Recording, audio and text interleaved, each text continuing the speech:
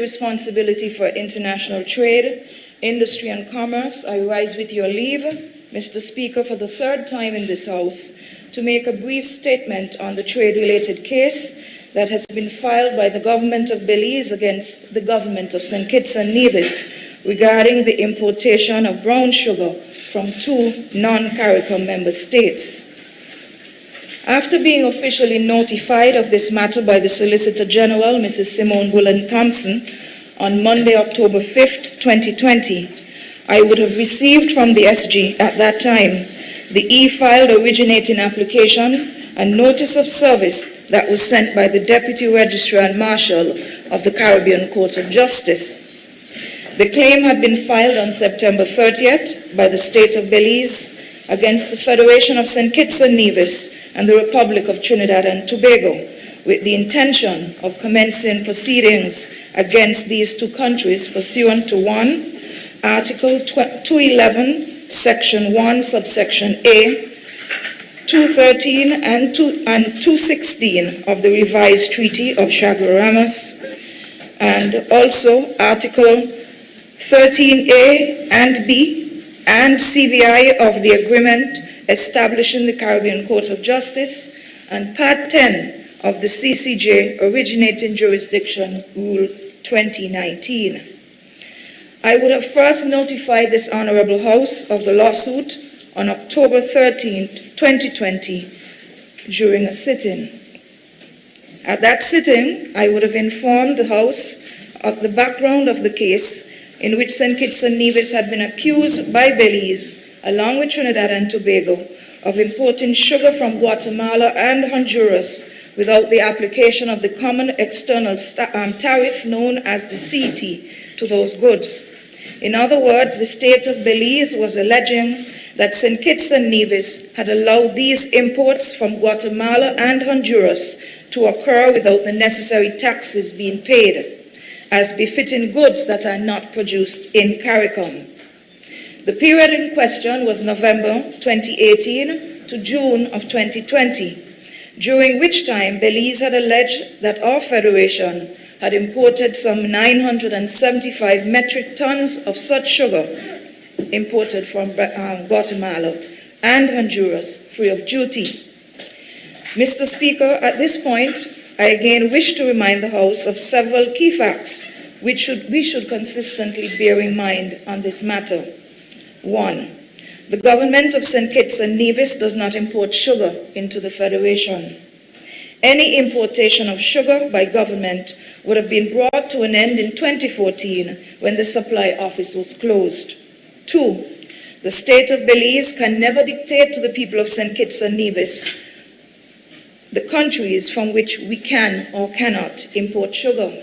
Number 3, all sugar imports into the Federation would have been based on trading arrangements being entered into by the private sector, that is, local wholesalers and retailers and overseas suppliers. Next, all goods entering the country must be processed by the Customs and Excise Department, whose staff are well trained to process these goods on the trading arrangements that are currently in place. In this particular case, customs officers are trained to know that any imports of goods coming from a non-CARICOM jurisdiction must attract the necessary duties and taxes, which are typically not applied to goods that originate in other CARICOM states. As such, all sugar imports from Guatemala and Honduras or wherever should be treated as non-CARICOM goods and therefore should attract the common external tariff in order for the local importers to clear them out of customs. Next, the state of Belize has never ever made contact with the government of St. Kitts to indicate that there was a trade dispute between their country and ours. Also, by extension, Mr. Speaker, the allegations being made against St. Kitts and Nevis by Belize had never been placed on the agenda of CARICOM's Council on Trade and Economic Development, COTED, at any point in time, and particularly not during the period when St. Kitts and Nevis was being accused of rendering CARICOM treatment to non-CARICOM imports, that is, November 2018 to June of 2020. I remind the House that COTED is the CARICOM body that regulates and establishes policies with regards to issues of trade and development in the region. As such, it stands to reason then, Mr. Speaker, that if any member state of CARICOM has a trade dispute with another member state, then quoted should be the second place where such a dispute should be registered. Of course, I say this based on my own limited knowledge of international trade matters, meaning that if Belize had a trade dispute with St. Kitts and Nevis that they wish to settle, the first place Belize should have come to should have been this Federation of St. Kitts and Nevis, the source of their discontent. Had such a strategy been taken, I am pretty certain that there may not have been the need to seek redress at the level of the CCJ. CARICOM, I should note, was also named by Belize as a co-defendant in that case.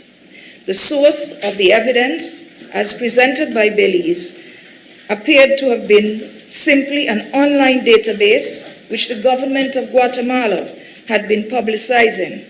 There appeared to have been no evidence on the part of Belize that we could tell to ascertain whether this information source was accurate and trustworthy before the decision was made to file the suit against the Federation. As a means of filing a comprehensive defense to the case, I would have instructed the Director of Trade, Mr. Sean Lawrence, to conduct an investigation with the Customs and Excise Department in terms of gathering data on all imports of sugar over the past 3 years. The ministry would have subsequently received information from Customs and by extension the Ministry of Finance, to whom they report, and that information garnered revealed that St. Kitts and Nevis were in fact importing brown sugar from Honduras and Guatemala free of the application of the CET since 2014 after the supply office closed. When pressed into answering who would have authorized the illegal practice, senior management in Customs would have informed me that their actions were based on a verbal directive which the Customs Department would have received from the Office of the Prime Minister in 2014.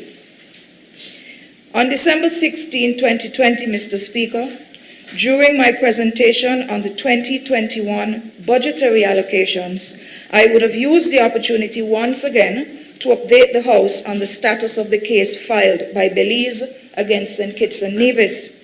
At that sitting, I would have confirmed that St. Kitts and Nevis was definitely at fault for non-application of the CET at the rate of 40% for imports of brown sugar originating outside of CARICOM. The source countries for the sugar were indeed Guatemala and Honduras. Upon discovering this liability, the government of St. Kitts and Nevis would have written to the government of Belize to begin negotiations geared towards removing the case from the CCJ and settle it amicably between the parties.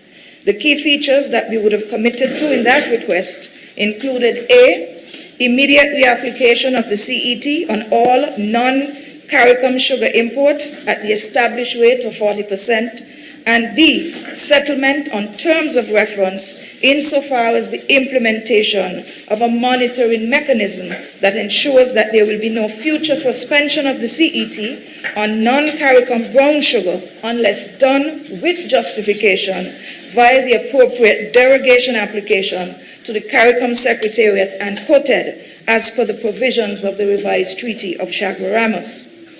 I'm happy to report at this point, Mr. Speaker, that through much diplomacy and negotiations on the part of the Attorney General's chambers and the Office of the Solicitor General in particular, St. Kitts and Nevis has been successful in having the government of Belize, through its Ministry of International Trade, withdraw the case from the CCJ.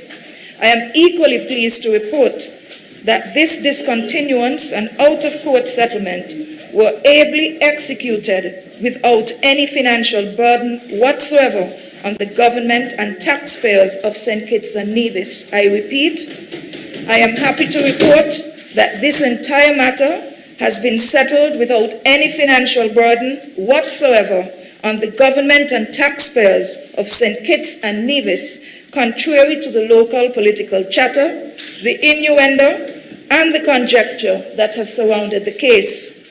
As proof of this settlement of the case, I have right here in my hand, Mr. Speaker, the notification of agreement to discontinue that was filed on January 21st, 2021, which will be made available to your office when I take my seat. I should point out that the documentation to which I refer was only received by the Attorney General's chambers on the 2nd of February, and as such, our government would have taken the decision not to make any type of announcement on the issue until we had the official document firmly in our possession. Mr. Speaker, I would like to inform the Honorable House that the schedule of the notification of agreement to discontinue has the following two conditions, which I quote directly from page 351 of 352 of the case file.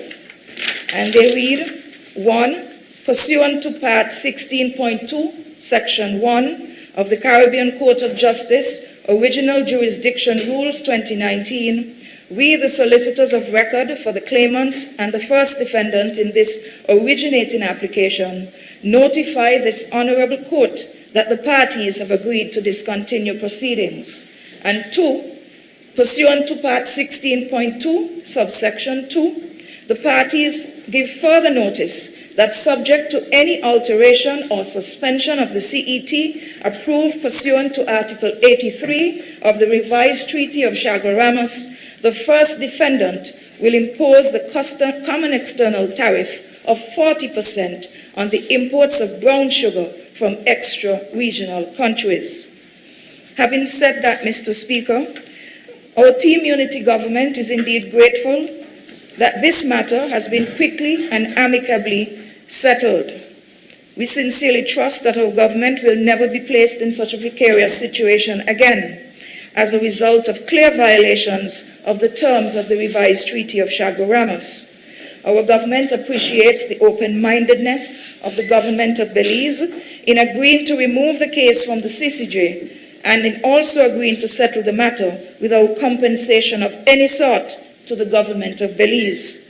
Our Ministry of International Trade owes a sincere debt of gratitude to the Solicitor General, Mrs. Simone Bullen-Thompson, and Attorney General, the Honorable Vincent Byron, for the swift, professional, and astute manner in which this matter has been disposed of within just 4 short months.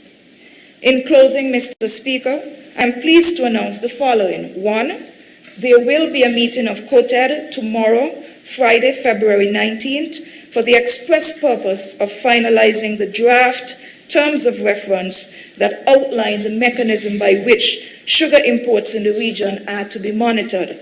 And the second thing I would like to indicate is that I am confirming that St. Kitts and Nevis has reinstituted the application of the common external tariff at 40% on non-CARICOM brown sugar imports. May it please you, Mr. Speaker.